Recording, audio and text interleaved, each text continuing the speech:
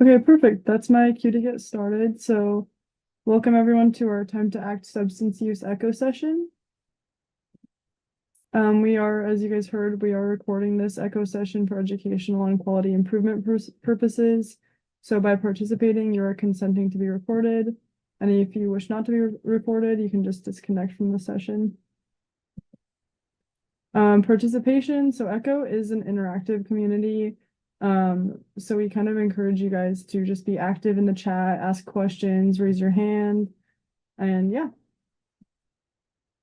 And then protecting individual privacy. So we do discuss individual case studies, and we just ask that you guys avoid using first, middle, or last names, and then just de-identify any individual's information. And if you're unsure about how to do this, you can just reach out to a hub member, and they should all have asterisks in front of their name. Okay, so key components of an echo session, we'll start with a didactic speaker, and then we'll move into our case presentation session. And then we'll break out into breakout rooms and discuss the case presentation and give out recommendations and resources. And then just throughout the call, we'll just have a lot of opportunities for professional networking. We do ask that you rename your profile. You can move it to your first and last name, your state, your job title, and your organization. And that just kind of helps us with that professional networking. And then there's the raise your hand feature on Zoom. That's super helpful, so we can identify you guys if you have a question. You can also use the chat feature if you have any questions throughout the presentation. And then pre-registration, if you'd like to pre-register for our echo sessions, this allows you to receive materials in advance. And then you can do so by emailing projectscope@usu.edu. And then our credit for attendance. So Janelle will be dropping a survey link in the chat throughout the session. And if you fill that out, we'll send you out a credit for attendance in about a few weeks. We store most of our information on Canvas. If you would like to have access to our session recordings, didactic slides, case presentation slides, you can just, once again, email projectscope@usu.edu to get access. And then at the end of our session, we'll have a case study. If you guys are ever interested in sharing a case study that you're maybe struggling with, this just allows you to share information about real life situations and hear from your colleagues about recommendations or resources that they may have. And then here are our social media pages. We have Facebook, Instagram, and LinkedIn. We'll share just upcoming sessions and different information from previous sessions. So it's a great idea to follow these if you want to be updated. And then we also have created a Facebook group that will allow you guys to continue discussions after sessions. So if you have anything you wanted to add or discuss after the session, you can go onto the Facebook group and start a discussion there. So, yeah. I'm just going to turn the time over to Trisha Reynolds. She's here to present on incarcerated parents. So. Thanks, Jana. Hi, everyone. I'm so excited to be here with you today. Let's see. Has anyone here been to one of my presentations before? I did a similar presentation a year ago, so I'm just curious. Okay, Lisa. Hi, Lisa. Nice to see you. Anyone else? Janelle, yeah, obviously there. Okay, so lots of new faces. Perfect. Lisa, I tried to make this year's presentation different, so hopefully I'm still able to engage you and teach you something new today. But okay, so I work at the Utah Department of Corrections. We operate a large chunk of Utah's criminal justice system. So my job here is to oversee programs designed to support children of incarcerated parents. So today I'm hoping to share with you a little bit about what parental incarceration looks like in Utah for the kiddos that we serve. I think you'll be surprised to know how many children have been impacted by parental incarceration, and maybe bring some awareness to the clients that you all serve and how this may be impacting them.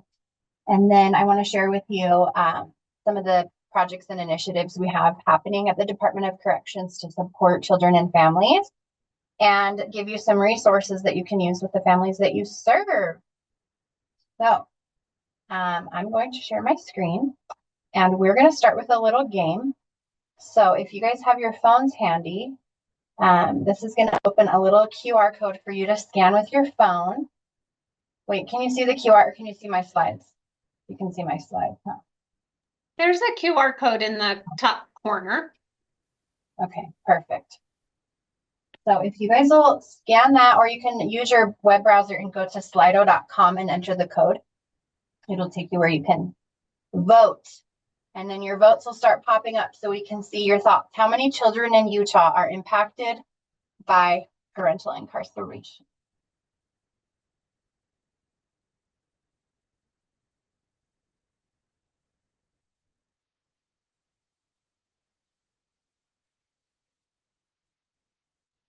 I'll give you guys till the bars stop moving, and then I know everyone's done voting. Sorry, I don't have prizes. I'd give you candy if we were in person. Okay, it looks like votes are done coming in, so you guys are close. It's 1 in 12. 1 in 12 Utah children has been impacted by parental incarceration. It's over 8% of kids. No one knows exactly for sure, to be honest with you. This is a population that's not often paid attention to and not really tracked super well in data collection or research. But we have a lot of different data points that kind of lead us to 1 in 12 is the commonly used statistic in Utah. Pretty high if you think about an elementary school class. Probably 2 kids in there have had an incarcerated parent. Okay, children are blank times more likely to become incarcerated if their parent were incarcerated. 2, 4, 6, or 8.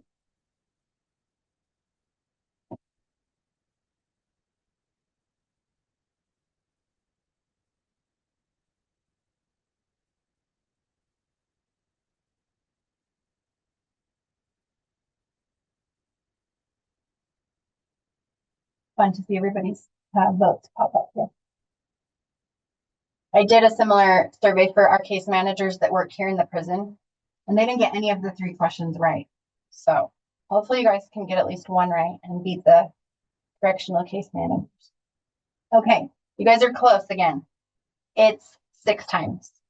That's the best data that we have, is that children are at 6 times higher risk of becoming incarcerated themselves, whether as a juvenile or as an adult, if their parent has ever been incarcerated. Oh, you guys can't change your answers now, you cheaters. Just kidding. I will often ask the parents I work with here if their parents were incarcerated, and I get very high levels of people that have, some people are here with their parents. So definitely increases that risk. Okay, our last question is, what percentage of Utah's 2 prisons, you guys don't know those acronyms, my apologies. Utah has 2 prisons. What percentage of our state prison population do you think are parents of minor children?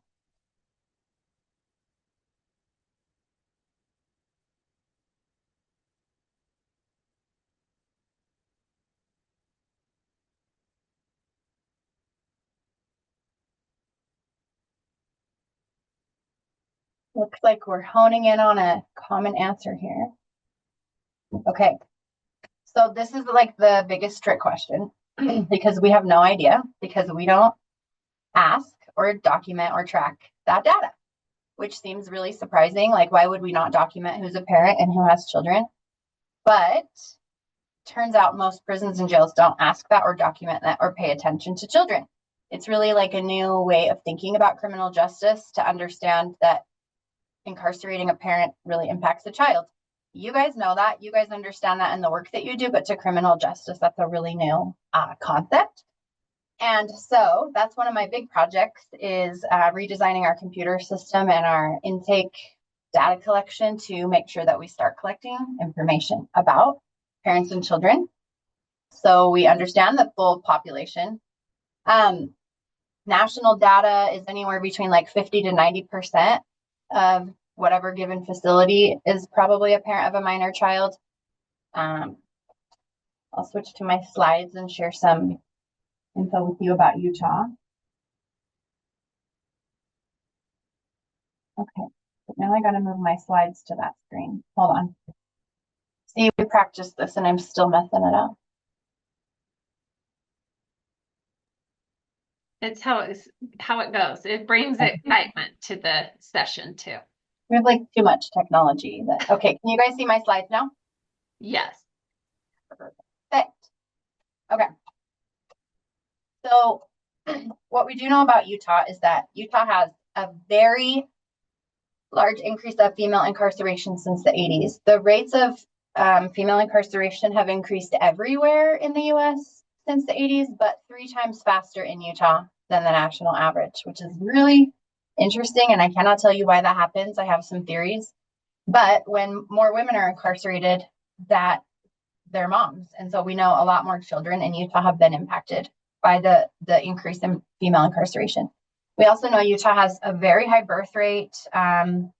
We used to hold the #1 spot. We've dropped down to 3 or 4. We kind of fluctuate in the top 5, but we still have the largest average family size in the country. So there's more children attached to each mom that we have, if that makes sense. So that's why these rates are, this is impacting Utah higher than maybe some other places. I like to just share this for scale and scope. Currently, Utah has about 2,700 kids in DCFS custody and foster care versus about 40,000 kids who have incarcerated parents. So this is like a really massive population of kids that are experiencing this trauma. Really, it's an adverse childhood experience. And it's just crazy to me, like how much media coverage and attention foster care gets, but we're not really talking about parental incarceration. So that's part of what I get to do in my job, is go around and do public awareness presentations and just try to bring attention to this population that really needs some extra support. Okay, we talked about that. Jails actually have higher rates. This speaks to your point, Janelle, that you asked me before the presentation.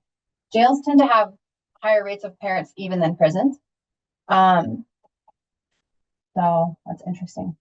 They should have better services. All right, I'm going to share a quick video with you from these beautiful women who all have had an incarcerated parent. Will you guys give me a thumbs up if the sound is good when I hit play?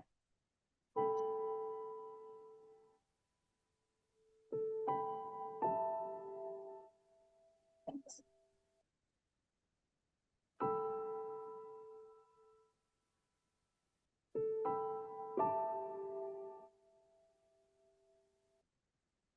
The most challenging part of my mom being incarcerated is she's not there for big events, birthdays, graduations, stuff like that. And hearing her cry and saying sorry that she was in there hurt the most, because I couldn't hug her or tell her everything was okay. One day you're like playing catch with your dad, you know, and you wake up from a bad dream and you go to your dad, you know, and then the next day he's not there. And he's no longer picking you up from school, no longer kissing you goodnight and tucking you in. And then his absence just becomes a part of life. But it's hard. Nobody really knows what you go through until you're in the shoes of that person. A lot of people had, they felt sorry for me. So a lot of people treated me differently. I got special treatment. And then I also got treated, you know, kind of bad too, because of the fact that she was in prison. My sisters and I, we used to be really close, but I started defending my dad, and my sisters started defending my mom and trying to make me understand what he did was wrong and that he made a mistake and he's going to be paying for that. And so we disconnected and we kind of just live with each other instead of our being sisters. My sister's taking it much worse. My dad has been in prison in and out almost his whole life since he was 17. So he was never there for my sister either. So my sister is taking it harder. But I think she's like more like covering it for me because she sees what I go through already. So she's more like, I don't want to talk about it. She's taking it much worse. I talk to my family about it, my grandma the most, but I just felt like more independent on it and doing it on my own and not talking to her. I wish that someone had told me that I wasn't alone, because feeling alone is probably the worst feeling in the world. And I wish someone would have just been there for me. Don't lock yourself away. Just know that like you're going to be okay. There's always going to be there's someone there that's going through the same thing as you. So be open-minded about it. So don't, like I said, like don't put yourself in a box. Like you're going to be okay. Trouble doesn't last always. The way I feel today might not be the way that you feel tomorrow about your parent or about your situation. Don't get used to faking a smile and just allow others into your life and others to help you and support you.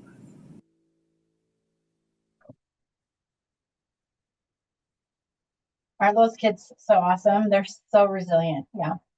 I love working with the kids that come in and see their parents. They're just really, really special kids. So this is tough stuff. It really does impact families in a lot of different ways. You could even hear in that video about how it impacts sibling relationships. So did I lose my slides? I totally did. Okay. No, we don't want to watch that again. All right, so I mentioned the ACEs. I'm sure you guys all know the ACEs research and how having an adverse childhood experience impacts humans across the lifespan. And so just to highlight, having an incarcerated relative is an ACE. And it's really interesting if you dig more into the ACEs data, you'll see that kids who had an incarcerated relative have the highest average ACE scores overall. And that's because ACEs tend to cluster together. So if your parent's in prison, it's probably pretty likely that your parent was dealing with substance use issues, potentially domestic violence, mental illness, some sort of abuse. And so you'll get really high ACE numbers with these kids. And we all know that as the higher the ACE score, the more the challenges are compounded. So, oh, hi, Natalie. Natalie is a special friend of mine that does a lot of this work with me. So maybe she can share some thoughts as well. ACEs, I think you guys as a group and experts in what you do probably know this, but again, people with higher ACE scores are more likely to die young. And so this really is a problem to be aware of in our society and help figure out how to get these families some more support and some protective factors in place to help decrease the potential for these outcomes. Okay, so I briefly mentioned jails versus prisons. So Utah has 26 county jails, and the jail system is very different than the prison system. So I get like a lot of requests from people to help them connect with clients in the jails. I can't help people with clients in the jails because they are not part of the prison system. So how it works is when you get arrested, you go to a county jail. Each county in Utah, almost every single county has their own jail. There's a couple counties without jails that will use the jail in the neighboring county. Each county government operates that jail. So they're all independently owned and operated, and they collaborate and they have like a statewide jail association, but you'll get very different services, resources, policies at any jail you go to. Most jails, I don't think any jails in Utah have a job like mine where that's just solely focused on developing programs for children. I wish they would, but like I mentioned earlier, this is just a new way to think about families in criminal justice. And I think we're moving in this direction, and I hope to see more jobs like this popping up. So I work for the state, not a county, and the State Department of Corrections will take custody of people who are serving a long sentence. So after charges are adjudicated in a jail setting, if they receive a prison sentence, which is generally a year or longer, they will be transferred to the prison to do their sentence. And things here are different. We focus a lot more on rehabilitation. People are here longer, so we can offer things like bachelor's degree programs and things that jails couldn't offer because of the short stays. So we have 2 prisons in Utah. Our big main prison where I'm located right now is the Utah State Correctional Facility. It's just west of the airport. And it was relocated from Draper. So many of you probably followed that in the news over the past few years. We house about 3,000 people here right now. We can hold up to 3,800. We have a few housing sections we have yet to open because we have other ways to house people. We have our second location, Central Utah Correctional Facility in Gunnison, Utah, and they house about 1,800 people. And then we contract with almost all the county jails to utilize additional bed space that are empty in their jails and they're not utilizing them. We'll place people in state UDC custody there for various reasons. Sometimes it's to access a special treatment program they might have available in that jail. Sometimes it's to get them closer to their family. So if you combine all those numbers, we have about 6,000 people in the state of Utah in prison. That doesn't count any of the jail population. And then the Department of Corrections, where I work, also oversees adult probation and parole. So there's about 15,000 people in Utah who are on supervision. Probation is like before you go to prison, it's an alternative to prison. You're being supervised by a probation officer to try to help prevent you from needing to go to prison. If you violate your probation, you can end up in prison. Parole is after prison. It's kind of like finishing the last part of your prison sentence in the community. And if you're successful on parole, then, you're off paper. And if you violate your parole, you can come back to prison too. So we oversee all of that. We also oversee what are called community correctional centers. They used to be called halfway houses. We own those buildings, and those are places where people leaving prison that don't have a place to go or need some more support will step down from prison into kind of like halfway back to the community and have a lot more support before returning home. And then we also have dozens of treatment resource centers throughout the state. These are outpatient centers where people on probation or parole can go to receive individual therapy, couples therapy groups, drug testing, connection to resources, whatever. We operate UCI, Utah Correctional Industries. We have many, many trades here that our incarcerated people can get cool job skills. If you work for a state department, your furniture in your office was built here at the prison by our UCI guys. All the license plates on your cars were made here at the prison. My shirt here with this little embroidered logo was embroidered here at the prison. So we have some cool trade opportunities here for people. And so I work for the Reentry and Rehabilitation Division. We have 7 different program areas that we oversee to help rehabilitate people and prepare them to never come back. We have like intensive outpatient and residential level of substance use treatment. It's comparable to going to Odyssey House. We offer sex offense treatment programming. A decent chunk of males in our facility are here for sexual offenses. And so we have many, many people who go through our sex offense treatment program. We offer any sort of education you can imagine. Pretty much all the universities have a presence here in one of our facilities. We offer anywhere from literacy programs to completion of high school, associate's degrees. We just started a bachelor's degree program with the University of Utah for our women, which has been really, really cool. And Davis Tech is here teaching many different trade programs. You can leave here with a degree in culinary arts or business management. And then we obviously have case managers. We have reentry planning.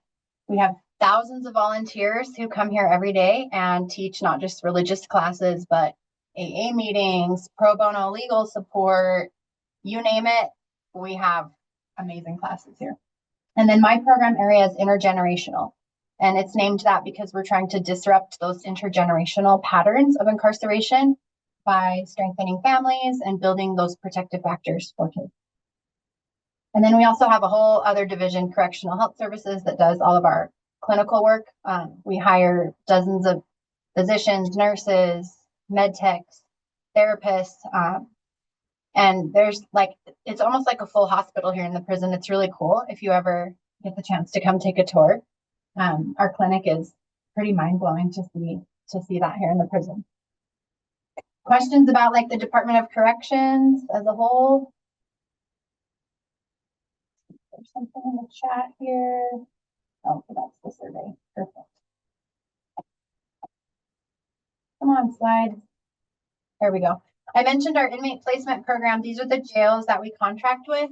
So I know you guys are throughout the state. It's kind of interesting to look and see if you can find your local county jail on here. So 20 of the jails, we have state offenders in those jails. And then we don't contract with a few of like the bigger jails just because they don't have enough bed space for us, or like, I don't know why we don't contract with all of them. We just don't. And there's your 3 counties with no jails. Does anybody live in Morgan, Paiute, or Wayne? You do not have a jail in your county. The prison population is usually about 8% women and 92% men. So that's why you see we only place women in Tooele and Wasatch County jails. We just don't need to place women in all the jails. Women are only housed here in the Salt Lake prison. We do not have any women housed in our Gunnison prison. There's about 400 women here on any given day, and about 6,000 men. It's really interesting. So since I can't help you with the jails, these are some resources where you can go to identify if a parent that you're working with might be in a jail. A little bit of detective work sometimes to find people, because there's unfortunately not like one statewide place where you can just find someone, since the facilities are different. But that first link is to UDC, and that will allow you to search our 2 prisons and see if anyone's here. This is all like very public knowledge because it's a matter of public safety for victims or anyone to know where someone's incarcerated. And then I put links to the big jails, but most jails will have some sort of inmate locator tool or inmate search where you can try to search up somebody if you're trying to find them. Okay, this is my program. So like I mentioned, the goal of my program is to strengthen families impacted by incarceration by increasing family protective factors. I bet you guys have seen these protective factors. They're pretty ubiquitous in all family strengthening work, child welfare work. And so no one here in corrections has ever heard of these family protective factors till I came here, and I'm like, we're gonna build programs to strengthen these things. This is how we keep the next generation out of prison. The cool thing about my job is that it was newly created and I was the first person in the role. And so I've been able to kind of build up things how I wanted to build them without any sort of, precedent. And it's also made things very challenging because I've had no staff and no budget and lots of, people like, who are you? What are you trying to do here? So it's been a fun roller coaster. So these are some of the programs I'm working on. We've started a DCFS collaboration program. We have a lot of kids that are in foster care that have parents here. This population crosses over a lot. So we've built in some ways to screen and identify parents here that have open DCFS cases. And we've done a lot of outreach directly with DCFS to educate their workforce about how to partner better with us. So over the past 2 years since launching this, we've hosted over 400 virtual child and family team meetings with incarcerated parents. We have created shortcuts for DCFS workers to make things easier for them to facilitate parent-child visits. So like we have DCFS workers here every week now, bringing kids to see their parents. A lot of these parents have been able to stay involved in even reunification services and leave prison and reunify with their kids, which wasn't always happening before because there was just not a lot of communication once somebody came to prison. So that's been a really successful change. I oversee all of our pregnancy and postpartum support. This is a really important population. We have many pregnant women who come to jail and prison, and we're trying to do a better job of identifying them. I was telling Janelle before the presentation, the jails, we pregnancy test all women that come here. We offer one, we encourage one, we don't make them, they can decline, but people don't want to decline. They want to know if they're pregnant here.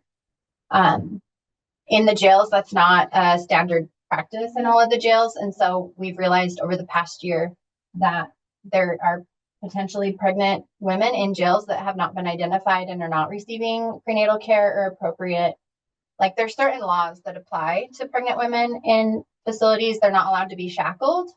So those things aren't happening. So we're working on that. The advisory board that Natalie is on with me, we're working on some statewide changes to kind of educate the jails more about this population. So if you're pregnant here in the prison, we have a specialized housing area for our moms that's a little quieter, more calm, a little less chaotic than the normal prison setting. They get some additional education and support in there. We have partnered with some different doula groups to provide education and labor and delivery support for our moms. It's really hard to have a baby in prison. You cannot have your family members with you at all at the hospital. It's considered a security risk. Your family actually can't even know when you go off campus anytime because it's considered a flight risk. And so our moms are alone in the hospital with officers, and it's really hard. And so we've gotten those doulas there with them, and I get to go up and see all of them and take pictures of their babies and them together. And we work really hard to try to get their caregivers to bring the babies to visit. We started a breastfeeding program so moms can actually nurse their babies physically in the prison now, which never happened before.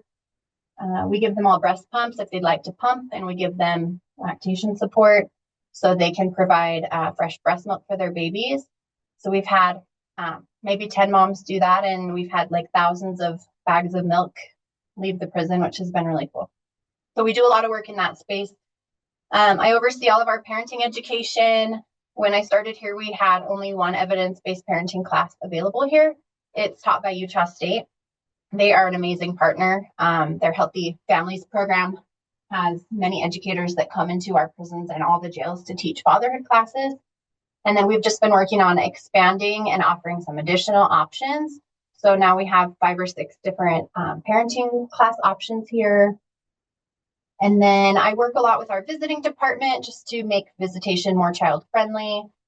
We've been working on like buying some different child friendly supplies for our visiting space, like for the young babies in particular, to have some more things to crawl on and stuff. We have done some extended visiting events where kids can come for like half a day and do not just sit at a table with their parent, but we've done a Halloween one where they've painted pumpkins and done photo booths, and we have Santa come out, we have the Easter Bunny come out. We did a Father's Day event. So we're just trying to expand those opportunities for like family focused events. We just started a really cool class for our moms. Their kids come in and they get to learn kind of a life skills curriculum together with their kids. And that's a 9-week class. So those kids are getting like 18 extra hours with their moms here in the facility. And then we're providing some support and education for the kids' caregivers while they're here, which normally doesn't happen. Normally the caregivers just sit there, but now they're getting their own kind of support and education. It's really hard being a caregiver of a child that's not yours while their parents in prison. So yeah. And then the most exciting thing to me is that I'm finally getting 2 staff members that are we're going to be able to grow my team and then push some of these initiatives forward a little bit better with triple the capacity. It's a miracle. This is a picture of our lactation program. I was sorting milk one Christmas and I saw that bag of milk and spent 20 minutes crying near the freezer. Let's see. Oh, I thought I deleted that slide. That was for GCFS. Okay, here's some pictures of the kids' days I mentioned. This was our Father's Day event. Normally like a foosball table and an ice cream machine would not be in the visiting space. So these are kind of like dads who haven't had any behavioral issues. These dads were in treatment, doing really well in treatment. So this is like an incentive and a reward for really taking advantage of the programming and the resources here. This was our Halloween event. Let's see, I think I have a video. They put their video on Facebook. Oh yeah. Let's see if we can play this. guys hear that?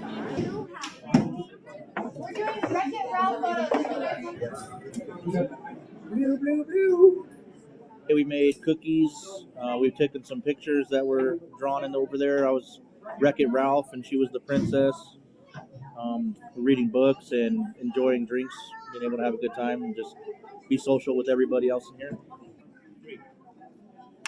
This is an event that we hold for our men who are in our substance use treatment programs, both our intensive outpatient and our residential programs. And so today is an opportunity for us to have these men get to experience their family when they're also going through recovery, which is a huge deal. Really teaches us to be on our best behavior so that we can have these opportunities. A lot of us don't get to see our kids all the time. This is only the second time I get to see my kids in the last 2.5 years. One of the most important things that could happen in here. We're in a place of despair sometimes, and there's a lot of depression that goes on, and being able to have opportunities like this means the world.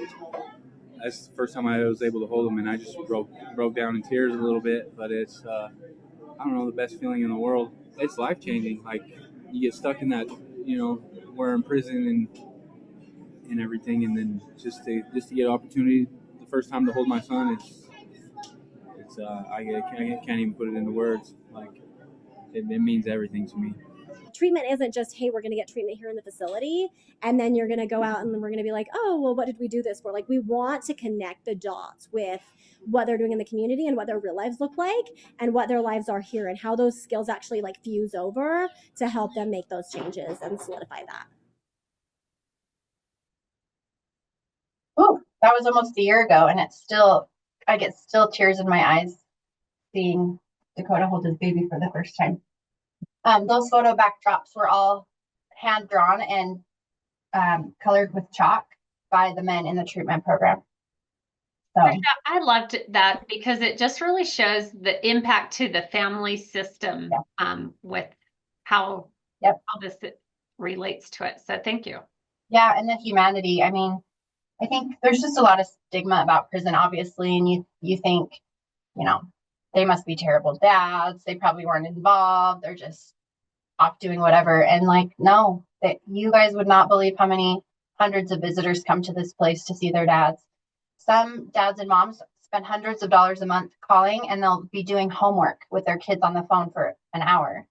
And that costs them. We're actually launching another new program where certain parents will get to do free video calls with their kids just during homework time so they can support their kids with homework. There's just some really cool things popping up here and there.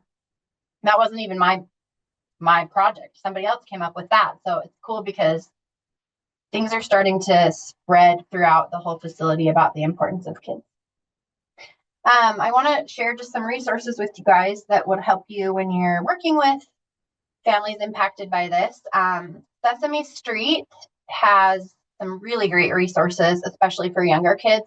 These cute little videos that parents can show their kids to help them understand and destigmatize jails and prisons.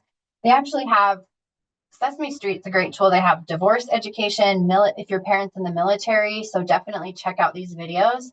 I'll show you just this cute little one really fast.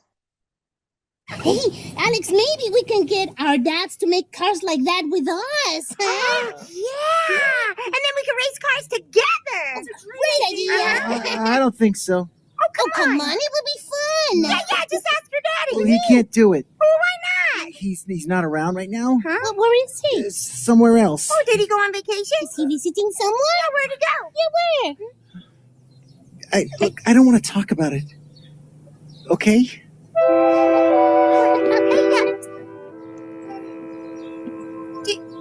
Did we say something wrong? I don't know. He's upset about something. Come on. Okay, Alex! Alex! Alex?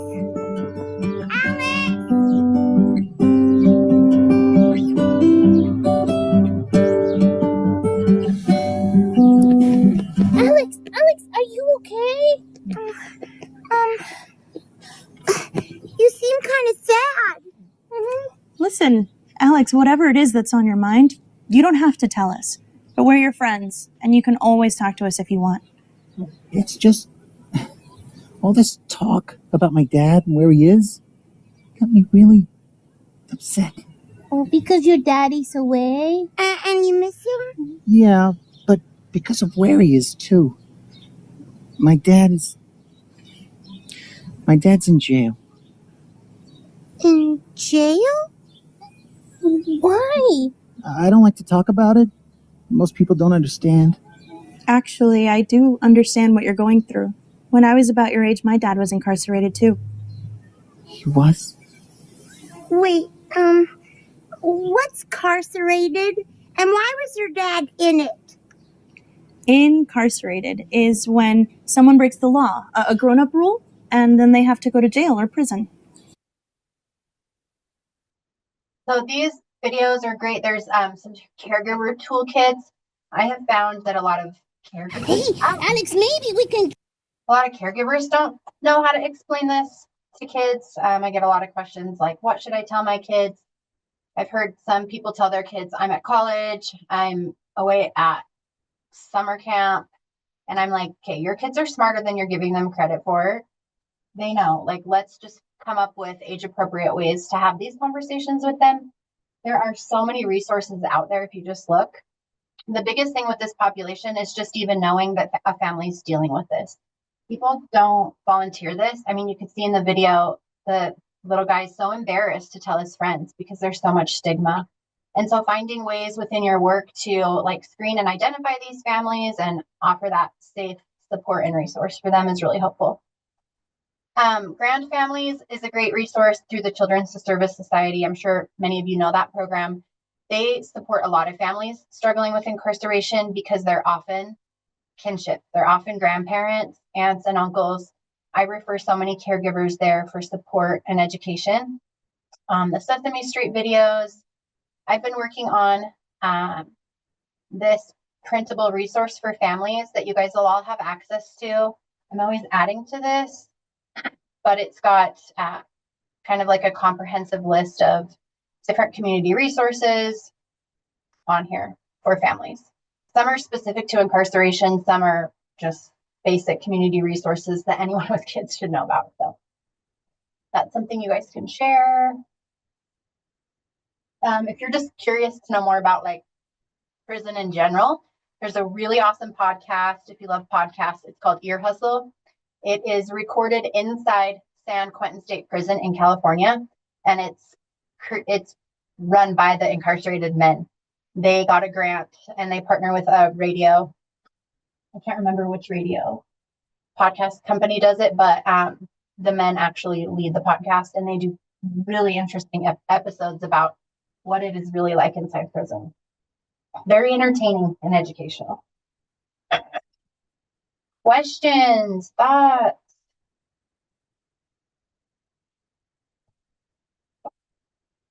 I will put the link to those tip sheets in the chat for you guys.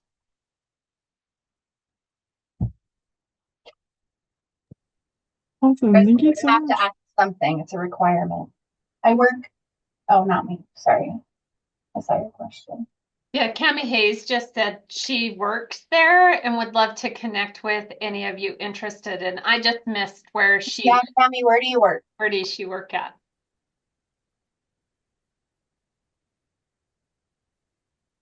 Cami Hayes, are you on here? Oh, Grand Families. Okay. Oh, yeah. Okay. Awesome.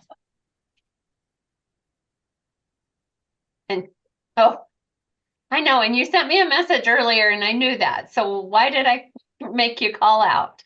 Oh, you have strep. I usually work with Alyssa, and I came and did a presentation for you guys. Were you there, Cami, when I came and presented? It was like a year or a year and a half ago.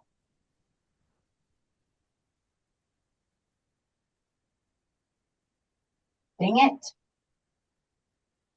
I also work with your adoptions team when we have pregnant moms that want to consider private adoptions. We've had Tara out here working with 3 or 4 different moms just to see what that looks like, just consider all their options for their baby. So, any other questions? So I know, Trisha, you and we've talked about this a couple of different times because I'm always thinking about how, as an early interventionist, can I help support those families?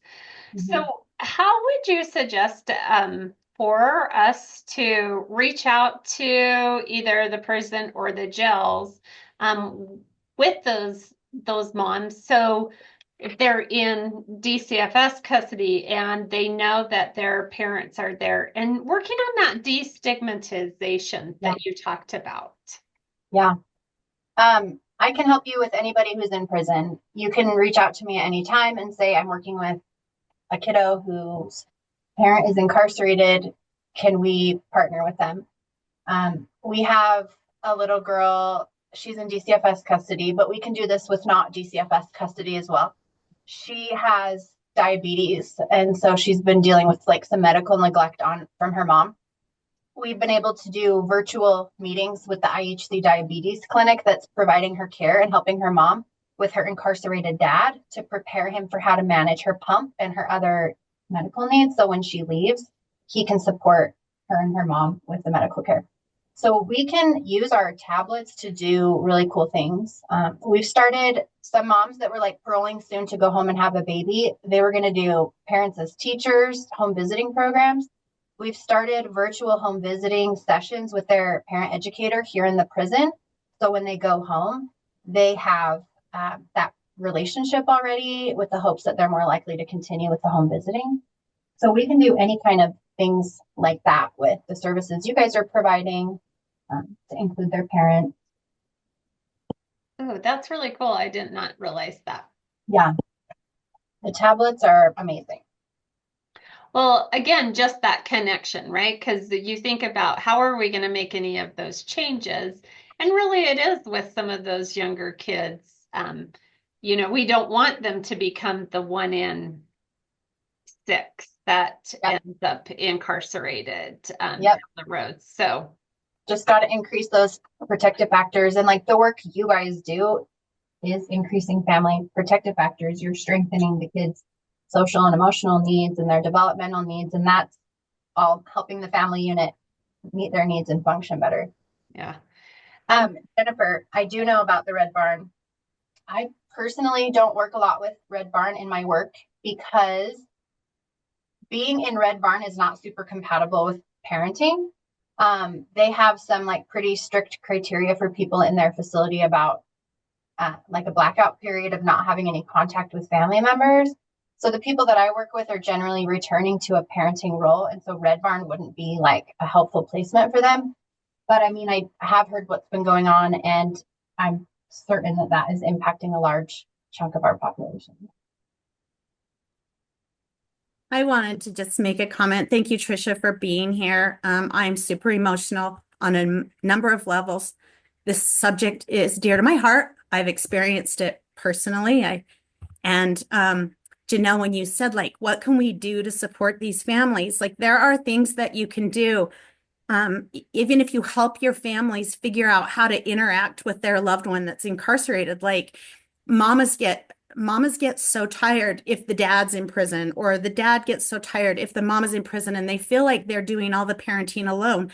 If we support these families in, how about when daddy calls tonight, you guys have a story time, or you have them talk to Joey about his behavior today, like, so they can be involved in some of the disciplining and like be part of that family. And it's hard to help families think about how can you involve your loved one who is incarcerated in your family life, because that's the only way we're going to keep those people from returning to prison. If they don't have hope and they don't have a connection to their family, or they don't have a way to feel like they're valued, they are going to return, or they're not going to do well in prison. They're going to make poor choices. And it's not because they're crappy people. It's because this is really hard. Yeah.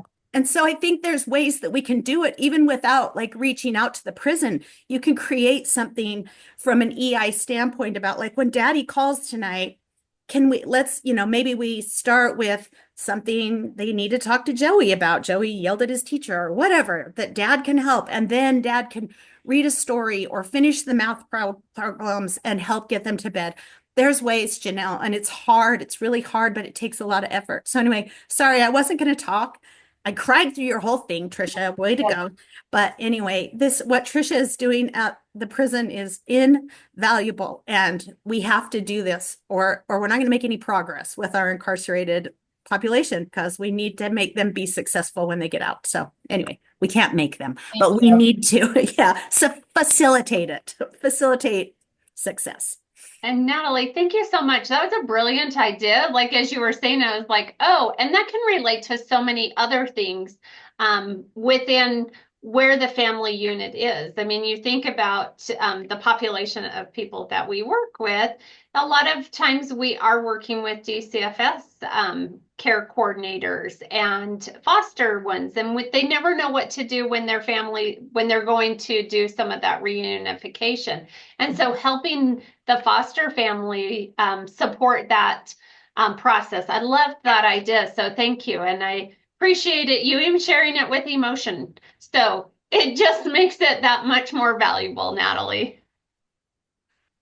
I am so sorry I have to run. I would love to stay and participate in your case presentations, but I have a pregnant mom seeing the parole board in 9 minutes, and I need to go advocate for her to leave prison. So thank you so much for letting me come, and I hope you guys have a good discussion with your cases. Yeah, thank you, Trisha. Good luck with your meeting. Thanks. Oh, yes, I'll put it in the chat right now. Awesome. I'm just going to start switching our slides so we can transition to the case presentation. So give me a couple minutes. Okay, so for a background on the case, we just have Maria. She's a 32-year-old mother of 2 young children, ages 4 and 7, and is currently incarcerated at the Utah State Correctional Facility for drug-related offenses. She has a history of opioid use disorder that began after receiving a prescription for pain management following an injury. Over time, her substance use escalated, leading to multiple legal issues, unstable housing, and the loss of custody of her children. Her children are currently in the kinship foster care with their maternal grandmother in Logan, Utah. So Maria has been incarcerated for 6 months, and she is participating in a substance use treatment program within the prison. And this includes medication-assisted treatment and group therapy. She expresses a strong desire to reunite with her children, but struggles with guilt, low self-esteem, and a history of trauma, including child abuse and domestic violence. So her primary area of concern is maintaining recovery and reintegrating into society, while also rebuilding trust with her children and working toward regaining custody. She's eligible for parole in 3 months and wants to settle in Salt Lake City for access to jobs and services, but she faces a high risk of relapse due to limited access to resources, stigma, and a lack of stable housing and employment opportunities. So our goals and barriers. The goals are to complete substance use treatment and establish a long-term recovery plan, secure stable housing and employment upon release, rebuild her relationship with her children and work toward regaining custody of them, and then developing a support system to maintain her sobriety. And then her barriers include lack of financial resources and difficulty finding employment with a criminal record, trauma history that impacts her emotional regulation and parenting skills, and then her grandmother's hesitant to return custody to Maria due to the past instability she's experiencing. Housing barriers are also present because many landlords refuse to rent to individuals with a felony record.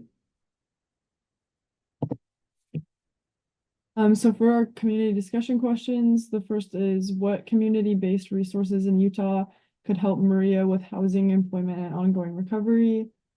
How can professionals support Maria's parenting skills and reunification process while ensuring the child's well-being? And then what strategies can be implemented to reduce stigma and create opportunities for employment and stable housing for individuals with a history of incarceration and substance use? So Janelle, you can just go ahead and open up the breakout rooms, and we'll give you guys about 15 minutes to discuss the case. Okay. Lisa and Kurt, you're in one group, and then Tiffany, you and I are in another group together. I've just dropped those questions into chat, and then both groups will take that last question too.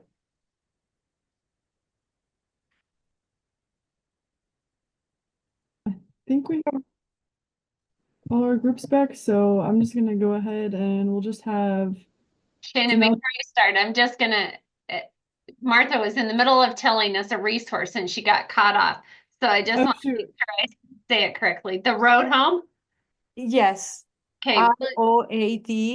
They say they will give them the provide emergency shelter and support service for families in need. Okay. Will you send me that link so I have it for our notes? Janelle, do you want to also just share a few things or one or two things from your breakout group?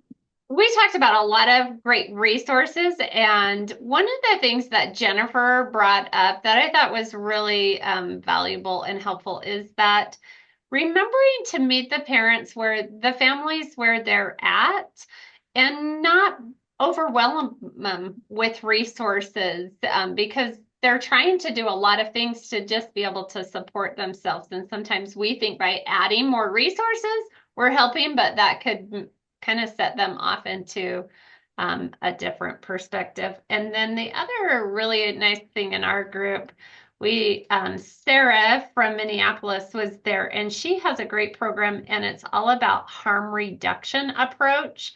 So she had talked about that, helping support it to maybe not necessarily weaning them off, but so she gave the example of smoking, maybe not smoking every day, every other day, or how to just help support them in that. And that was a great perspective of it. So. Awesome. Perfect. And then room 2. Yeah, Could we have you I'll share? go ahead and share. I took notes on that. To the question of how can professionals support Maria's parenting skills and reunification process, we had questions about what exactly was allowed in the reunification process. How do providers find out what that is and what the restrictions are? So that would be something that would be really interesting. Maybe, I don't know if anybody on this call understands that or knows that better, but to talk to the presenter about that.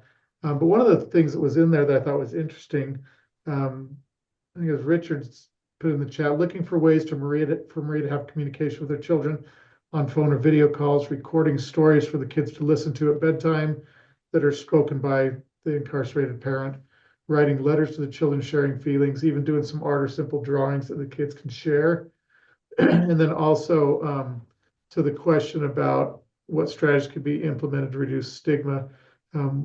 Someone brought up, I think it was Stephanie brought up, that there may be a program with job coaching that would allow them to, once they get out, be able to have a job coach to help them get back into the workforce with a job. I know there's that for people with disabilities. I don't know about for people who are coming out of incarceration. But so we had quite a few questions about the reunification plans and what's included and what's allowed in those, but came up with a few suggestions to share. So. Perfect. Yeah, I also don't know too much about reunification, but I'm sure that's something we could reach out to Trisha and ask her about. But yeah, no, I really like what you said about recording the bedtime stories too, because I know Trisha mentioned, or I think Natalie mentioned, like being able to be on a call and do bedtime stories that way. But if that's not available, that's just another really good option. So yeah. I think that's pretty much it. We just had 2 groups, right, Janelle? Perfect. Awesome. Well, our next session will be April 9th, so I hope to see all of you guys there, and I think we're good to wrap up. So make sure to take the survey and we'll send out the credits for attendance. So thank you.